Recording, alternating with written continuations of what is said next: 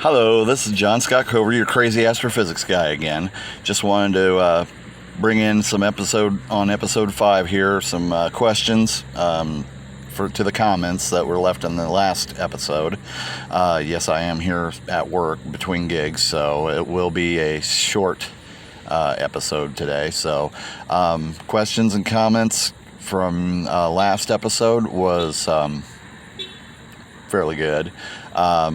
Always welcome comments, please, and thank you to everything I do. After this episode, everything from before, these past 5 are just kind of like the pilot episodes. So starting the very next time I do this, it'll be a season opening episode. So that'll be awesome.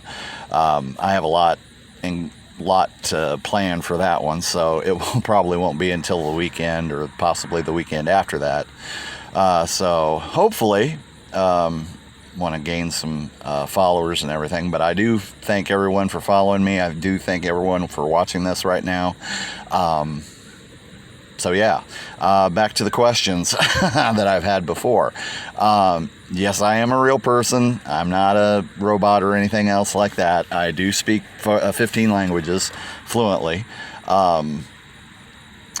What other questions were there out there? For every stranger that I meet, yeah, I do want people to go, oh, this guy is really far out there. But yeah, I do strive to do that every day. I may not be as entertaining as some people are. I've gained actual followers that are on YouTube already, so such as the Shadow Swordsman Nation. Ross Arthun, he's a really good friend of mine. That's why I always subscribe to him, so it's pretty cool. He has the video game thing going, and I love video games, and that's why the reason I watch him. There's a really good comment I had on the last one, and I'm actually looking into, which is the Trivial Pursuit Diogenes Laertius edition, which would be freaking awesome if I ever got a hold of the people that make Trivial Pursuit. So that would be awesome. Having a really heavy astrophysics science vibe to the actual game itself, so that would be really cool. I would have to probably write a freaking book to go with that. Yeah, what would I do differently from the other Trivial Pursuits? I would probably add an essay part. No, I don't know. It would be interesting, though. I am actually trying to follow that up.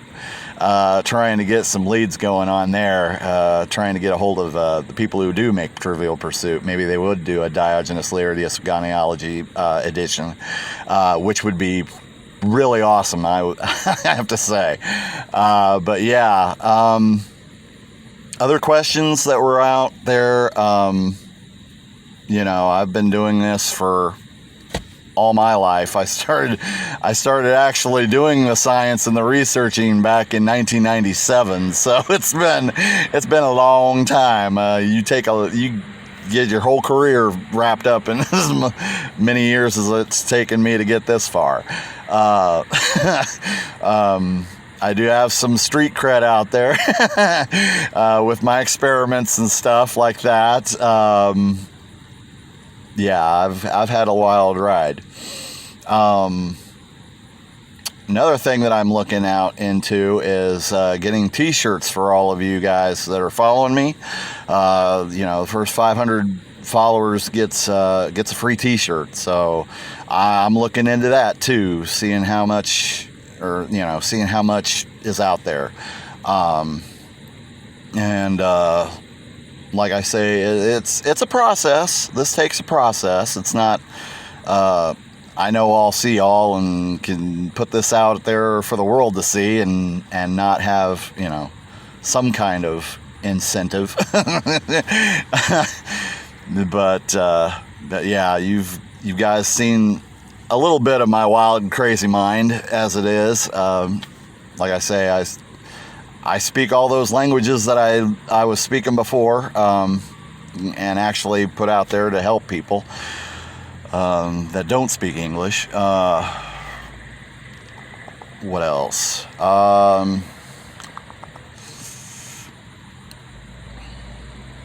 Jeez. My mind's drawing a blank. That's it. I'm human. It happens. Oh yeah. All those functions that I showed you before, the f of x, g of x, h of x, those all can be just one equation. F of x equals x plus 1, usually. It differs. I'm talking classical physics.